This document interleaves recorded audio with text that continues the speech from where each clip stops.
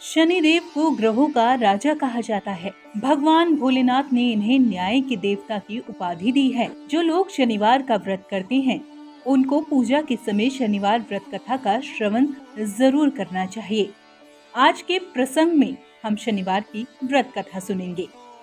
एक बार सभी 9 ग्रहों सूर्य, चंद्र, मंगल, बुध, बृहस्पति, शुक्र, शनि, राहु और केतु में बहस हो गई कि कौन सबसे बड़ा है। आपस में लड़ने के बाद सभी 9 ग्रह देवराज इंद्र के पास पहुंचे, लेकिन इंद्रदेव निर्णय नहीं कर पाए।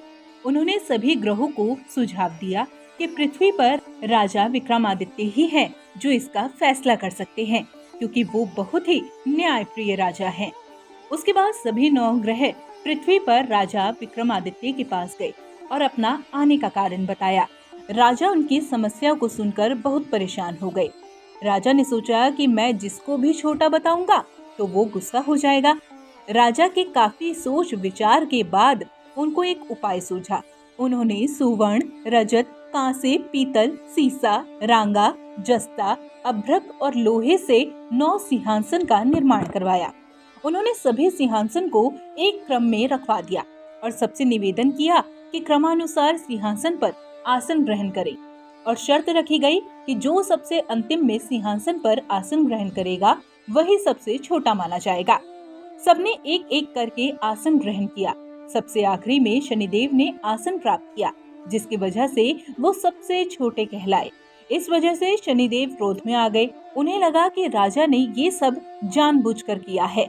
शनिदेव ने राजा से कहा कि तुम मुझे नहीं जानते। सूर्य एक राशि में 1 महीना, चंद्रमा 2.25 महीने 2 दिन, मंगल 1.5 महीना, बृहस्पति 13 महीने, बुध और शुक्र 1-1 महीने विचरण करते हैं, लेकिन मैं 2.5 से 7.5 साल तक विचरण करता हूँ। मैंने बड़े बड़े का विनाश किया है। श्री राम की 7.5 आने पर ही उन्हें जंगल जंगल भटकना पड़ा था, और रावण की 7.5 आने पर लंका को बंदरों की सेना से परास्त होना पड़ा था।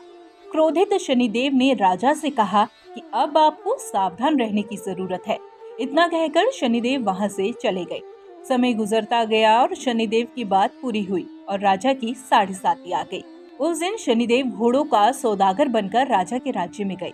उनके साथ अच्छे नस्ल के बहुत सारे घोड़े थे। जब राजा को सौदागर के घोड़ों का पता चला तो अश्वपाल को अच्छे घोड़े खरीदने के लिए भेजा।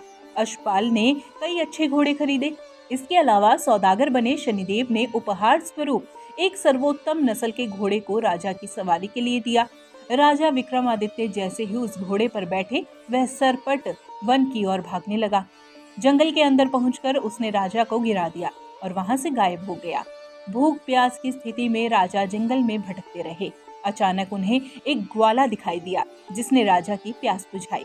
राजा ने प्रसन्न होकर उसे अपनी अंगूठी दी और नगर की तरफ चले गए। वहां एक सेठ की दुकान पर पहुंचकर उन्होंने जल पिया। भाग्यवश उस दिन सेठ की खूब आमदनी हुई। सेठ खुश होकर उन्हें अपने साथ घर लेकर गया। सेठ राजा को एक कमरे में बिठाकर चला गया। उस कमरे में एक खूंटी पर हार टंगी हुई थी। जब राजा ने उस हार की ओर देखा तब वो खूंटी हार को निगल रही थी। कुछ ही देर में हार पूरी तरह से गायब हो गई। ये देखकर राजा हैरान हो गए। जब तक सेठ वापस आया, हार गायब हो चुका था। उसे लगा कि राजा ने ही उसे चुराया है। उसके बाद सेठ ने राजा को कोतवाल से पकड़वा दिया और दंड स्वरूप राजा के हाथ और पैर कटवा दिए गए। उसके बाद राजा को अपंग अवस्था में नगर के बाहर भेज दिया गया।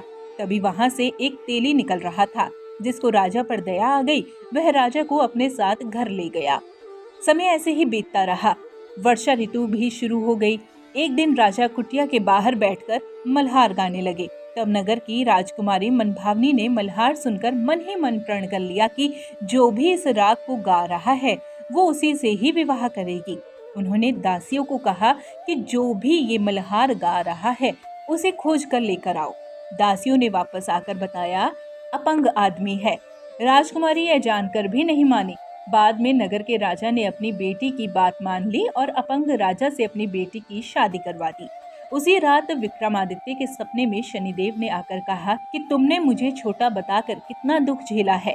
राजा ने क्षमा मांगते हुए हाथ जोड़कर कहा कि हे शनिदेव, जैसा दुख मुझे दिया है किसी और को ऐसा दुख मत देना। शनिदेव इस विनती को मान गए और कहा कि मेरे व्रत और कथा से तुम्हारे सारे कष्ट दूर हो जाएंगे।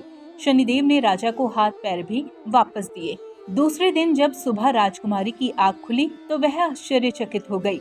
राजा ने मनभावनी को बताया कि वह उज्जैन के राजा विक्रमादित्य है। मनभावनी खुशी से फूले नहीं समा रही थी। नगर के राजा और सेठ ने जब ये बात सुनी तो वह बहुत प्रसन्न हुए। सेठ ने राजा से पैरों पर गिरकर माफी मांगी। राजा ने कहा कि यह सब शनिदेव के कोप का प्रभाव था और इसमें किसी का कोई दोष नहीं है। सेठ ने निवेदन करते हुए कहा कि मुझे शांति तभी मिलेगी जब आप मेरे घर चलकर भोजन करेंगे। सेठ ने कई प्रकार के व्यंजनों से राजा का सत्कार किया। जब राजा भोजन कर रहे थे तभी सबने देखा कि खूंटी पर हार अपने आप वापस आ रही है। यह देखकर सेठ ने दोबारा राजा से माफी मांगी और अनेक मोहरे देकर राजा का धन्यवाद किया और अपनी बेटी श्रीकंभरी से शादी करने के लिए निवेदन किया। राजा ने श्रीकंभरी से शादी के प्रस्ताव को स्वीकार कर लिया।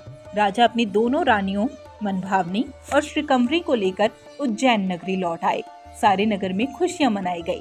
राजा ने घोषणा करते हुए कहा कि मैंने शनिदेव को सबसे छोटा बताया था, लेकिन असल में वही सर्वोपरि है।